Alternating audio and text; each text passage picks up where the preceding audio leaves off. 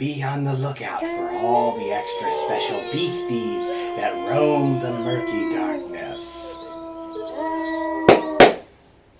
Fuck that. It's the 21st century and electricity is our friend. Howdily ho, my horror head honchos. Sugar Pants back at it with a wolfy wingding to wet your whistles. 1995's Project Metalbeast. A pukish parable about a proliferous protagonist whose nightmare transformations don't stop at lycanthropy. This is definitely one of those movies that sounded a lot better on paper than it does in action. But what can we expect? Let's fire up that sleaze docket and find out. We have 10 dead bodies, 13 cups blood, 2 cups lycanthrope urine, 0 naked breasts, 1 naked dong, 3 chewed throats, 1 gunshot to the head, 2 gunshot kneecaps, 1 gunshot to the chest, 1 disemboweling, 1 clawed face, 1 werewolf claw impalement lift, rebar through the foot, missile to the leg, superstitious foreigner cliche, 1 smashed drinky bird, 1 extremely delayed shoulder jump scare, 1 exploded werewolf, and 1 post-Voorhees Kane Hodder. We begin with text about Operation Lycanthropus in the Carpathian Mountains to get a sample of werewolf blood. So we basically don't hesitate to jump into batshit crazy from the get-go with this one. In this movie, the United States government not only acknowledges the existence of werewolves, but are interested in getting their hands on a DNA sample to make super soldiers. I mean, when you say werewolves, it's kinda cool, but it'd be no crazier sending elite military forces into the swamps of Arkansas to get their hands on semen from the Boggy Creek Monster. Our soldiers paddle in the spoopy bogs, complete with overworked fog machines and lit by fucking oil lamp? So much for elite. The boat is pulled ashore and the 2-man team heads off on foot until they come across a creepy old castle. I mean, is there any other kind of castle in Carpathia? Inside they find typical horror castle stuff. Maggoty flesh, candles that blow out at dramatic moments, werewolf hanging out in the rafters. Oh dang, not 5 minutes in and we're already seeing a werewolf in full focus and light? The beast takes down 1 soldier immediately, and Butler uses the chance to pop several rounds into it. Now that it's been incapacitated, Butler jams it with a needle and pumps out a good amount of its blood.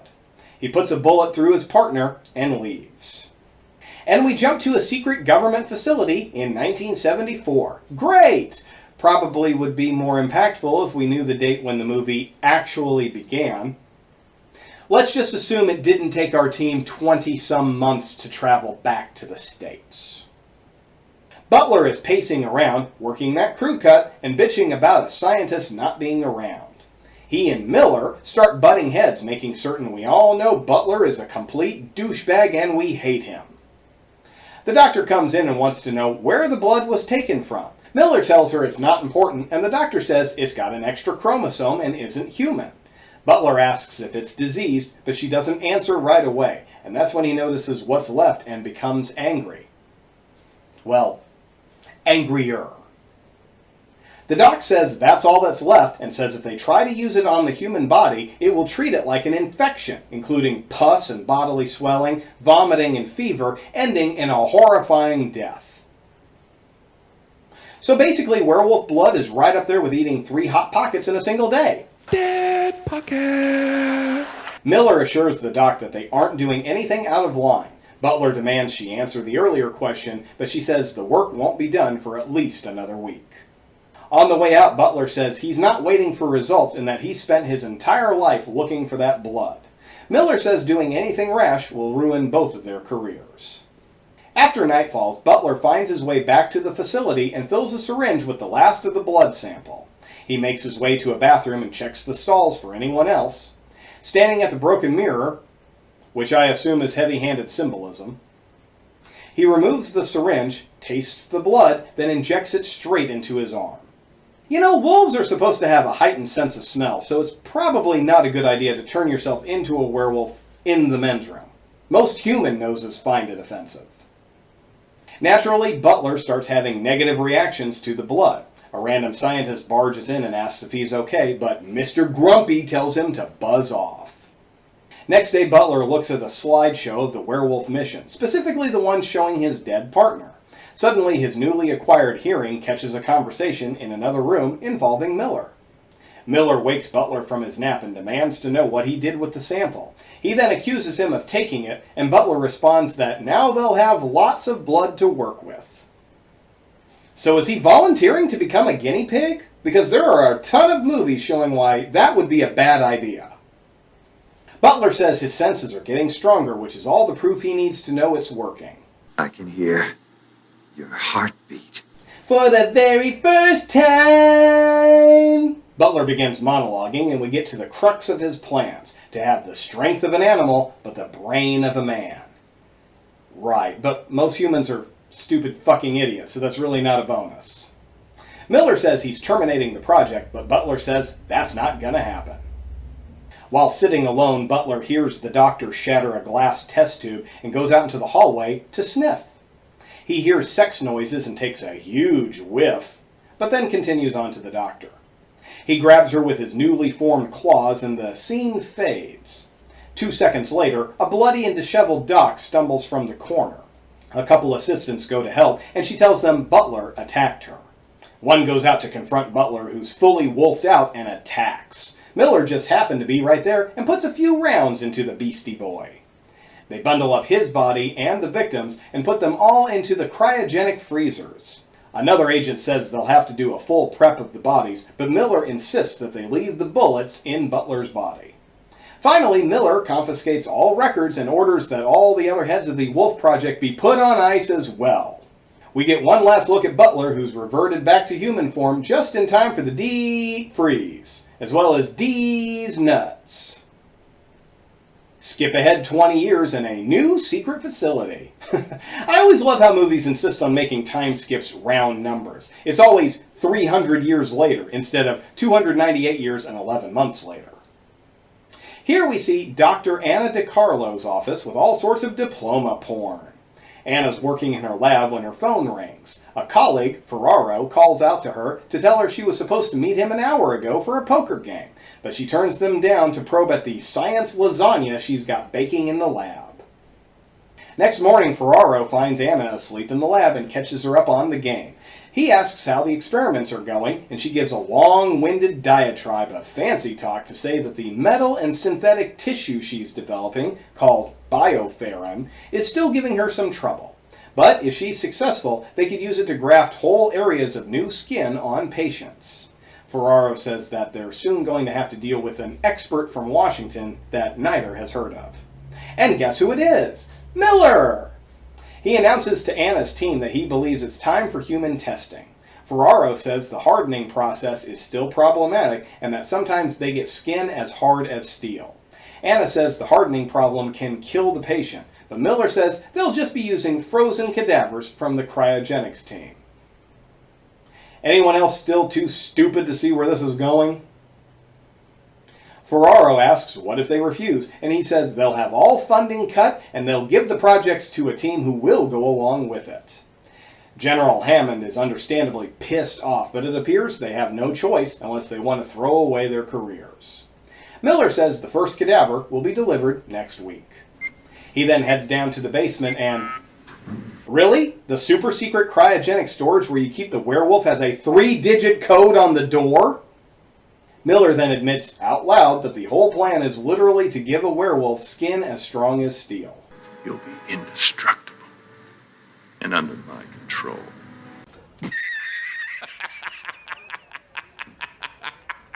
Are you serious? We then cut to the kitchen where Anna is chatting with the immigrant chef who demands his kitchen be blessed with holy water. Why is he demanding this? Because they're keeping cadavers in his freezer, for Christ's sake. This really is a U.S. governmental program, isn't it? They wheel out the corpsicle, and it's Butler. They take a tissue sample for pathology and molecular testing. Her superiors question her motives, and she insists that they have to be certain everything is on the up and up. Miller hands her Butler's file, and she laughs at how incomplete the information is. Miller then makes a compromise. Just work on this corpse, and maybe she'll get a fresher one next week. The samples show Miller's cells are full of adrenaline, which suggests he died a violent death. Debbie here says the cadaver ate a lot of raw meat and his hair follicles underwent a molecular change right before death. She then shows they found a piece of dirt that was traced back to the Danube River and suggests if they give her a set of fingerprints, she can figure out where the cadaver came from. And it's time for another round of team-building poker. The conversation is naturally about how no one really trusts Miller, but some of the team aren't as concerned as others. Back in the lab, Anna and her team are grafting large sections of synthetic skin to Butler's body. Once done with a section of leg, Anna says they'll be able to see results in 4 hours. With the work done, their minds turn to lunch and the PB&J sandwiches they'll be having, since the chef is still on strike, awaiting his holy water. Suddenly, one of the techs notice inorganic material in the cadaver. Anna checks the site and notices mortician's wax covering bullet wounds. Anna decides she has no choice but to take the bullets out. Why? They're under the impression that they're working with a dead body, right? What possible difference would removing the bullets serve? Honestly, I feel like maybe a line or two could have explained why it's necessary, but we got to get the werewolf back in action somehow, and we're too goddamn lazy to write the why. Once the last bullet is removed, the body scan shows the cadaver's temperature rising, and the wounds begin to bleed. Suddenly, Butler sits up and gasps for air. They begin emergency efforts to keep him alive and stabilize him. The team rightfully confronts Miller about the cadaver, but he plays dumb about its history. Anna raises the ethical angle of experimenting against the will of a now living human being. But Miller insists that having a living test subject should be what she always wanted. They flash the bullets and threaten to have them traced, but Miller takes the bullets and insists the experiments continue. Miller visits Butler, who's gasping and asking what happened over and over. Debbie checks on Anna in her office, who's so upset she doesn't feel like going home. Fortunately, she's brought booze. One sip and Anna starts thinking back to a child burn victim that died on her years ago, and it has her thinking about what happens to us when we die. Miller's looking over Butler's charts and catching him up on things, like how he's been frozen for 20 years and is now being experimented on. He then shows off the werewolf pics to help jog his memory. Unfortunately, Anna saw the whole exchange from a distance. Anna and her team are running tests on Butler, whose skin is growing and replicating so fast that they're having trouble getting needles through for samples. She tells the others about Miller's visit, but he interrupts her before she can finish. She says the skin is starting to harden and that he needs to be taken to a hospital because they aren't equipped to deal with it. Suddenly, Butler starts pissing all over the table, and Anna tells Larry to go get some surgical tubing to make a catheter. Once Miller takes off, Anna takes Butler's fingerprints and gives them to Debbie, but the FBI has blocked his records. Anna then asks if Debbie can make her a copy of Miller's security key, and she reluctantly agrees to do it. Back down on the slab, Butler's nails are looking fabulous! Larry watches as his whole arm transforms into a beast and goes for the phone. And somehow he doesn't hear a transforming werewolf break loose from his restraints and disappear from just a few feet away in the same fucking room. Suddenly the beast attacks and Larry is killed. Indeterminately. Hammond and Roger have discovered Larry's body, and Miller is still attempting a cover-up by wiping away the bloody paw prints. Roger says he's trying to call Anna, but she's not answering her phone. That's because she's being a sneaky sneak. Anna makes her way to Miller's office, and the locks are conveniently able to be broken into by paper clips. Inside she finds a gun and many silver bullets. She takes off just as Miller comes in for the gun, but he notices his bonsai tree is askew. Outside in the halls, we're treated to Wolfovision. Anna finally runs into Roger, who tells her Larry is dead. The whole section is quarantined, and Hammond needs to see her. Back in the rec room, Hammond informs Miller that his first priority is the safety of his team and that he will kill Butler on sight. Miller tells him that he doesn't have that authority. Just then, 2 security guards come in to say they've cleaned up the lab and have put Larry's body in the walk-in freezer. He gives the guards their orders to search for Butler and then dismisses them. Out in the hallways, it's incredibly quiet. We get some more wolf-o-vision and see the death of a perfectly innocent drinky bird. Somehow our beastie has made it on top of the roof of the facility and jumps down to maul one of our guards. Hammond and his team are right on top of the attack and catch the beast before it can get away. They hit it with CO2, which apparently works for some reason that isn't explained in any way, shape, or form. Because we're immediately back in the lab and Wolfowitz is tied to the slab. That rhymes. And he has partially reverted back to human form. Again, a reason that's not explained. Roger tries to drill through the skin so they can sedate him, but even a metal drill bit can't penetrate. They connect him to another machine, and Anna and Roger excuse themselves to go see Larry's body. Down in the kitchen, Anna goes to open the freezer, and we get the slowest fucking jump scare I've ever seen. Ferraro tells her she shouldn't look at the body, but she insists on knowing what they're up against. She pulls the sheet off of Larry and reacts pretty strongly to his severed arm and claw marks. Back at the lab, Roger tells Anna that the beast is sleeping, and Ferraro gives another shoulder-touch jump scare that takes too long to register. Anna says they have to knock him out or it'll kill everyone and suggests injecting his eye. She goes to get Miller's silver bullets, and Ferraro reminds her that silver won't pierce the skin. So shoot him in the fucking eye while he's tied to the table, asshole! Ferraro heads to the general's office to confiscate his collection of silver dollars. Anna finds that Miller's gun is no longer there and stumbles across the photographs of the previous wolf excursion. Roger is preparing an injection, but is so nervous he drops the syringe. When he stands up and turns his back, Butler breaks one of his restraints, which Roger doesn't notice.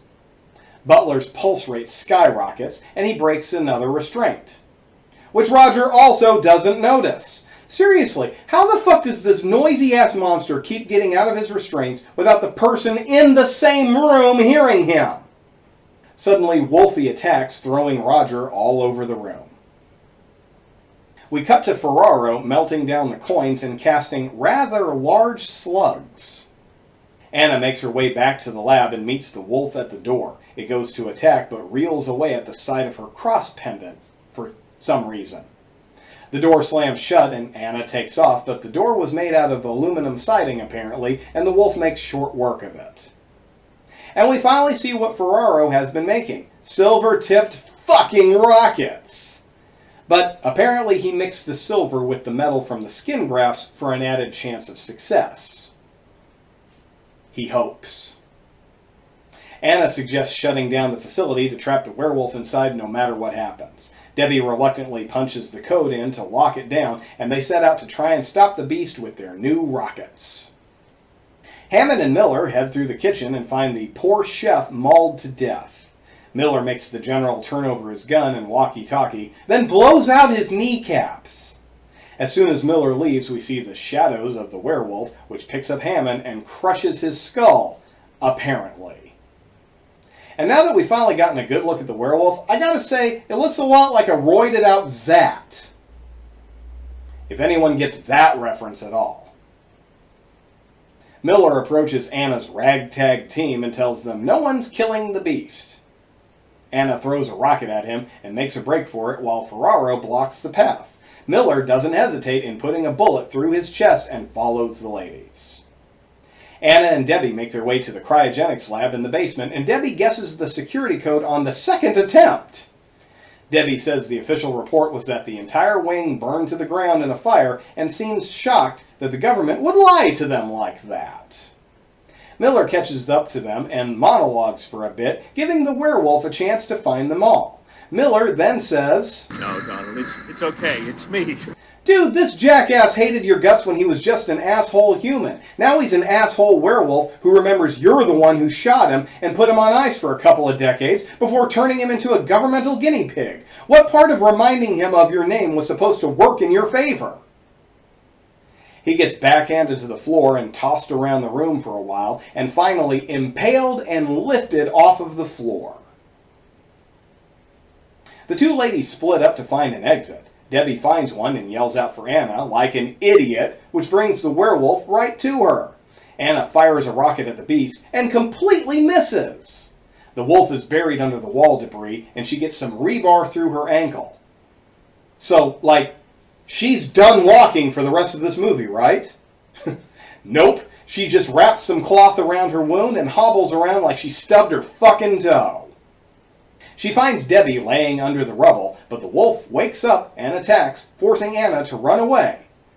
Again, on an ankle that had a steel bar completely run through it. She runs deeper and deeper through the facility's bowels, and the wolf, Jason, walks after her. Well, it's Kane Hodder after all. The long hallways lead to a room surrounded by fire doors that won't open.